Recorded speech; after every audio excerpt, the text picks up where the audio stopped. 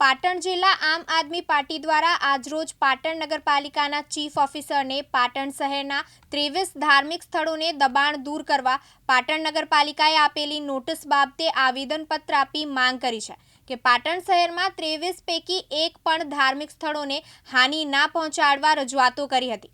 આ સંદર્ભે પાટણ જિલ્લા આમ આદમી પાર્ટીએ પાટણ નગરપાલિકાના ચીફ ઓફિસર દ્વારા પાટણ શહેરના ધાર્મિક સ્થળોને ધાર્મિક લાગણીઓનું અપમાન કરીને આપવામાં આવેલી તમામ નોટિસો પાછી લેવામાં આવે અને કોઈપણ ધાર્મિક સ્થળોને દૂર કરવામાં નહીં આવે તેવી પાટણ નગરપાલિકા દ્વારા જાહેરાત કરવામાં આવે તેવી માંગ સાથે આવેદનપત્ર આપવામાં આવ્યું હતું। આજે પાટણ નગરપાલિકામાં તમે જે આવેદનપત્ર આપવા આવ્યા છો, કયા અનુસંધાનમાં આવેદનપત્ર આપ્યું? પાટણ નગરપાલિકા દ્વારા પાટણના 23 જેવા મંદિરો અને મસ્જિદો મળીને જે ઐતિહાસિક મંદિરો છે એમને તોડવાની નોટિસો ફટકારવામાં આવી છે। તો એના અનુસંધાનમાં આમ આદમી પાર્ટી દ્વારા ચીફ ઓફિસરને રૂબરૂ મુલાકાત લઈ અને આવેદનપત્ર આપવામાં આવ્યું છે કે જો આ ધાર્મિક મંદિરો જો તોડવામાં આવશે, કોઈ પણ હિન્દુ ના હોય કે મુસલમાન ના હોય, તો અમે સખત એમનો વિરોધ કરીશું અને અમે આ મંદિરો તોડવા નહીં દઈએ। કારણ કે પાટણ એક ઐતિહાસિક નગરી છે અને દરેક મંદિર હોય કે મસ્જિદ, ત્યાં આગળ લોકોની લાગણીઓ રહેલી છે, તો એ લાગણીઓ દુભાય નહીં। તો એના માટે અમે આમ આદમી પાર્ટી સૌ કાર્યકરો અને હોદ્દેદારો ભેગા મળી અને આવેદનપત્ર આપ્યું છે અને અમે છીએ ત્યાં સુધી તો મંદિર કે મસ્જિદ તોડવા નહીં દઈએ એની ખાસ ખાતરી અમે આપી છે। આપના આવેદનપત્ર આપ્યા બાદ પણ નગરપાલિકા જો આ કૃત્ય કરે, મંદિરો તોડવાનું કામ કરે તો તમારા શું પગલાં હશે?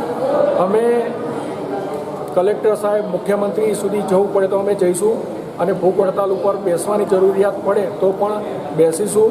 પ્રજાઓને સાથે લઈ અને અમે આ મંદિર છે કે મસ્જિદ છે અમે તોડવા નહીં દઈએ એવી તમને ખાતરી આપીએ છીએ। આપનું નામ અને પરિચય? ધર્મેશ પટેલ, આમ આદમી પાર્ટી શહેર પ્રમુખ પાટણ। આજે પાટણ નગરપાલિકામાં જે તમે આવેદનપત્ર આપવા આવ્યા છો એ કયા અનુસંધાનમાં આવેદનપત્ર અપાયું છે?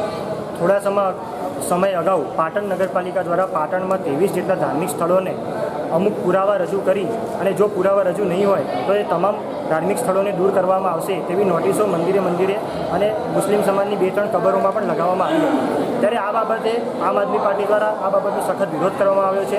પાટણ એક ઐતિહાસિક નગરી છે, સાથે સાથે ધાર્મિક નગરી પણ છે। ધાર્મિક નગરી પાટણમાં સર્વ ધર્મ સંભાવ સાથે તમામ ધર્મના અનુયાયીઓ રહે છે અને એક રંગેચંગે એકતાના તાંતણે સર્વ ધર્મ સંભાવના લોકો પોતાના તહેવારો ઉજવે છે।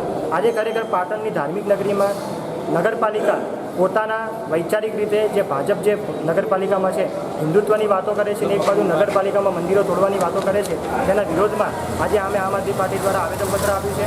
માંગ કરી છે કે સસન્માન જેટલા પણ ધાર્મિક સ્થળો પર નગરપાલિકા દ્વારા નોટિસો ફટકારવામાં આવી છે એ તમામ નોટિસો પાછી લેવામાં આવે અને સાથોસાથ જાહેરાત કરવામાં આવે કે પાટણમાં જેટલા પણ 23 જેટલા ધાર્મિક સ્થળો પર નગરપાલિકા દ્વારા દૂર કરવાની નોટિસ ફટકારી છે એ તમામ નોટિસો પાછી ખેંચવામાં આવે અને જાહેરાત કરવામાં આવે કે અમે આવું કોઈ પણ કૃત્ય કરવાના નથી અને પાટણમાં ધાર્મિક સ્થળો તમામ યથાયોગ્ય રહેશે અને તેને કોઈ પણ હાનિ રહેશે નહીં।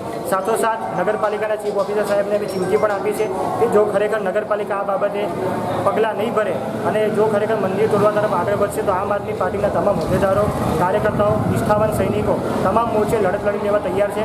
અમે નક્કી પણ કર્યું છે કે આવનારા સમયમાં મંદિરના ટ્રસ્ટીઓ સાથે પણ બેઠક કરીશું, તે વિસ્તારમાં પણ સભાઓ યોજીશું અને જરૂર પડશે તો ભૂખ, ધરણા અને આંદોલન પણ આપીશું, કાર્યક્રમ કરીશું। આપનું નામ અને પરિચય? સ્વયં સાલ્વી, આમ આદમી પાર્ટી।